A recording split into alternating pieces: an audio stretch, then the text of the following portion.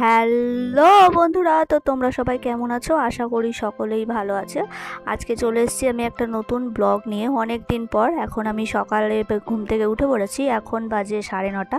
জানি অনেক লেট হয়ে গেছে আজকে, যেহেতু আজকে আমার ছুটির দিন আর আমি বাবার বাড়ি আছি, তাই সুযোগ পেয়ে গেছি একটু বেলা করে ঘুমানোর জন্য, তাই একটু ঘুমিয়ে পড়েছি। এখন আমি ব্রাশ করে নেবো, চলো। তো এখন আমি ব্রাশ করে নেবো। তো কালকে 2 দিন পরে আমাদের দোল আছে, সবাই জানো। সবাইকে দোলের জন্য শুভেচ্ছা রইল। আর আমাদের রানাঘাটে বড় বাজারে দোল হচ্ছে, সেখানে আমি যাব। যারা যারা যাবে তাদের সকলের সাথে আমার দেখা হবে। তো যে সকল বন্ধুরা রানাঘাটে থাকো তারা সকলে এসো, সবার সাথে দেখা হবে। যেহেতু আমার ক্যামেরা ধরারও কেউ নেই আর আমার ক্যামেরা রাখারও কিছু নেই, তাই আমি ক্যামেরাটাকে কল পাড়ের পাশেই একটা জায়গায় রেখে মুখ ধুতে বসে পড়েছি। মুখ টুক ধুয়ে নেবো, তারপরে চলে যাব আস্তে আস্তে গুটি গুটি পায়ে রান্নাঘরে। তো আজকে আমার রান্নার দিন, আমি রান্না করতে চলে এসেছি। মা আমার চালটা ভিজিয়ে দিয়ে গেছে।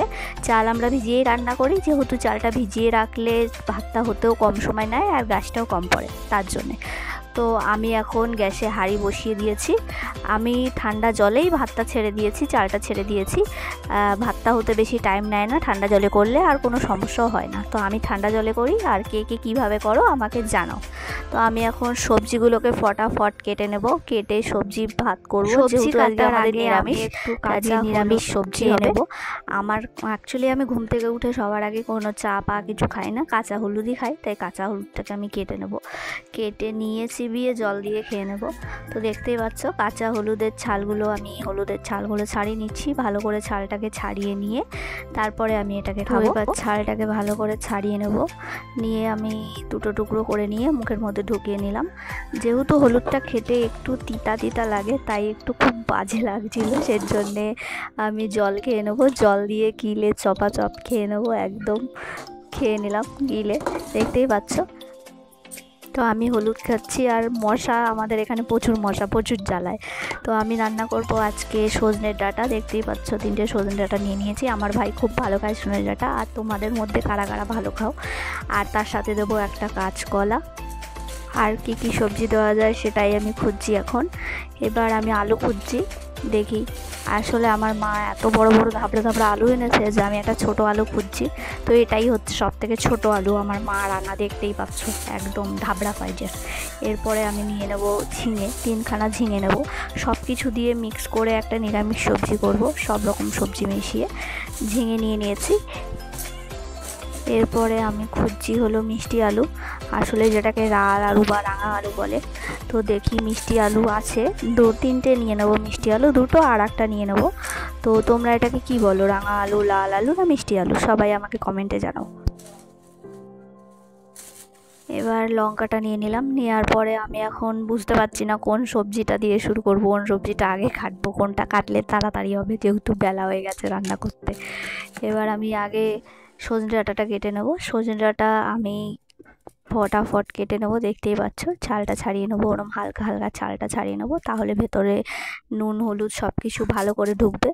এবার কাঁচকলাটা কেটে নেবো। আসলে কাঁচকলায় অনেক কষ হয়, তাই ভালো করে করে রাখবে। এরপরে চলে এসেছি আমি এই ধাবড়া সাইজের আলুটা কাটতে। এটার আগে ভালো করে ছালটা ছাড়িয়ে নেবো। ছালটা ছাড়িয়ে নেওয়া হয়ে গেলে আমি সব সবজি জলের মধ্যে দিয়ে ভালো করে ভিজিয়ে রাখবো অনেকক্ষণ। এবার দেখি আমার ভাতটা কত দূর হলো। ভাতটা এখনও ভালো করে ফোটেনি মনে হচ্ছে, ভাত দেখে মনে হচ্ছে এখনও ভালো করে ফোটেনি। আসলে আমরা অনেক জল দিয়েই ভাত করি। তো এবার একবার ভালো করে চেক করে নিই ভাতটা হয়েছে কিনা। আমার দেখে তো মনে হচ্ছে ফোটেনি। তো না, ভাত এখনো হয়নি, আর একটু হবে।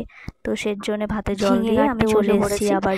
এবার ঝিঙেটাকে কেটে নেবো। ঝিঙের পাশে একটা ধার ধার টাইপের লম্বা লম্বা ছাল হয়, সেই ছালগুলোকে ছাড়িয়ে নেবো। নেওয়ার পরে এবার ভাতটা আমার উতাল চলে এসছে, ভাতের ঢাকনাটা সরিয়ে দেবো। দিয়ে আমি ভাতটাকে ভালো করে এবার আমি 1 মগ জল নিয়ে ভাতের মধ্যে দিয়ে দেবো। যেহেতু ভাতটা আমার ভালোভাবে ফুটে গেছে, কিন্তু তার আগে একটু জল দিয়ে দেবো ভালো করে, যাতে আঠা আঠা না হয় ভাতটায়। সেজন্য আমি 1 মগ জল দিয়ে দিলাম। এবার এই জলটাকে আর একটু ভালো করে আরেকবার একটু উতাল আসার জন্যে রেখে দেবো। ভাতটা আর একটু যখন উতাল আসবে তারপরে আমি নামিয়ে দেবো। এবার আমি সাথে রাঙা আলুটাও কেটে নেবো ভালো করে। রাঙা আলুটাকে একটু বেশি ছোট করব না, একটু বড় বড়ই রাখবো, তাহলে গলে যাবে যাবে এই আলুটা, এই আলুগুলো খুব সহজেই গলে যায়। সেই জন্য এই আলুটাকে আমি ভালো করে আগে কেটে নিই 4 ফালি করে। কেটে নেওয়ার পরে এবার ভাতটা আমি দেখি কী হলো ভাতের আমার। হ্যাঁ, জলটা আবার একটু ফুটে এসছে, গরম হয়ে গেছে। এবার ভাতটাকে আমি ফটাফট মাড় গেলে নেবো।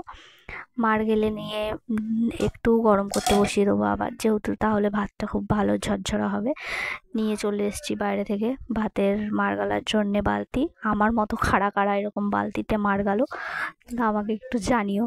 আমি জানি না কারা গালে, আমি বালতিতেই গালি, আমার খুব সুবিধা হয় বালতিতে মাড় গালতে। হয়তো অনেকে হাসতে পারো, কিন্তু হাসার কিছু নেই। এবার মাঠটা গালা হয়ে গেছে আমার, দেখতেই পাচ্ছ ভাতগুলো কেমন সলা সলা হয়েছে, একদম ঝরা ঝরা। আমরা ঝরা ভাত খেতেই পছন্দ করি। এবার আমি সবজির জন্যে গ্যাসটাকে আবার ভালো করে পরিষ্কার করে জ্বালিয়ে কড়াই বসিয়ে দেবো। দেখতেই পাচ্ছ আগুন জ্বালিয়ে নিলাম গ্যাসটাকে। এবার জ্বালিয়ে এবার কড়াইটা বসিয়ে দিলাম। এবার অপেক্ষা করব কিছুক্ষণ, যাতে কড়াইটা ভালো করে গরম হয়। ভালো করে গরম না হলে সবজিটা লেগে যাবে কড়াইয়ে, সের জন্য আগে ভালো করে কড়াইটা গরম করে তেলটা দিয়ে দেবো। ভালো করে গরম হয়ে যায়, তেলটা ভালো করে গরম করার অপেক্ষা। তেলটা এবার দেখতেই পাচ্ছ ভালো গরম হয়ে গেছে, ধোঁয়া উঠছে। এবার আমি এতে তেজপাতা দিয়ে দেবো, আর সাথে 2টো শুকনো লঙ্কা। এটাকে একটু ভালো করে ফ্রাই করে নেবো। ফ্রাই করে নেওয়ার পরে আর বাদ বাকি সবজিগুলো দিয়ে দেবো। এবার তার সাথে দিয়ে দিয়েছি, এর সাথে আমি দিয়ে দেবো লবণ। লবণটা আমি আগেই দিয়ে দিই, তাহলে সবজিটায় ভালো করে মিক্স করা যায় আর তেলটাও ছেটে না। সেই জন্য আমি লবণ দিয়ে দেবো। লবণটা দেওয়ার পরে আমি সব কটা সবজি একবারে চুবিয়ে রেখেছিলাম জলের মধ্যে অনেকক্ষণ, 10-15 মিনিট, যাতে ভালো করে সবজিটা পরিষ্কার হয়ে যায়। এবার সবজিগুলোকে সব দিয়ে দেবো। দিয়ে দেওয়ার পরে তোমরা দেখো সবজিটার জলটা কেমন নোংরা বেরিয়েছে, দেখতেই পাচ্ছ। তো সবজিটা দেওয়ার পরে আমি এগুলোকে একবারে নাড়াচাড়া করে নেবো। দেখো কলার রসটা কীভাবে বেরিয়েছে, দেখতে পাচ্ছ। এবার সবজিটাকে আমি একটা খুন্তি দিয়ে ভালো করে নাড়িয়ে নেবো, যাতে লবণগুলো ভালো করে সবজির গায়ে লেগে যায়। সবজিটাকে ভালো করে নাড়িয়ে নেওয়ার পরে এবার কাঁচা লঙ্কাটা দিয়ে দেবো। কাঁচা লঙ্কাগুলো আমি মাঝখান দিয়ে ফেলে রেখে দিয়েছি, অনেকগুলোই কাঁচা লঙ্কা নিয়েছি আমি। তোমরা যেরকম ঝাল খাও সেরকম দিয়ে নেবে। তো দেওয়ার পরে এবার এই হালকা ভাজা ভাজা হয়ে গেলে আমি হলুদ দিয়ে দেবো। এটা আমার বাড়িতে তৈরি করা হলুদ, এটা কোনো দোকানে কেনা হলুদ না। তাই জন্যে এটার কালারটা একটু হালকা, যেহেতু বাড়িতে তৈরি করা। তোমাদের সকলকে একদিন শেয়ার করব কী করে বাড়িতে হলুদ তৈরি করতে হয়। এই হলুদগুলো খুব ভালো হয়, একদম রিয়েলি অর্গানিক হলুদ, কাঁচা হলুদ দিয়ে বানানো, ঠিক আছে। তো আমার মনে হচ্ছে হলুদটা একটু কম হয়েছে, হলুদটা কেমন সবজিটা সাদা সাদা লাগছে, সেজন্যে আমি আর একবার একটু হলুদ দিয়ে দেবো। এবার আমি আবার ভালো করে নাড়িয়ে নেব, যাতে হলুদটা ভালোভাবে সবজির সাথে মিশে যায়। হলুদটা ভালোভাবে মিশে যাওয়ার পরে আমি একটু জল দিয়ে দেবো, একটু বেশি জল দেবো। এবার আর নামানোর আগে অবশ্যই চিনি দিয়ে নামাবে। আমি এরকম ঝোলঝোলই নামাবো, আমি আগেরটা দেখাইনি, আমি ওটাকে ভালো। থ্যাংক ইউ বন্ধুরা সকলে আমার ভিডিওটাকে দেখার জন্য। তোমরা সবাই আমাকে অনেক অনেক ভালোবাসা দিও, আর এইভাবেই সাপোর্ট করো, যাতে আমি অনেক দূর অবধি পৌঁছাতে পারি তোমাদের আশা।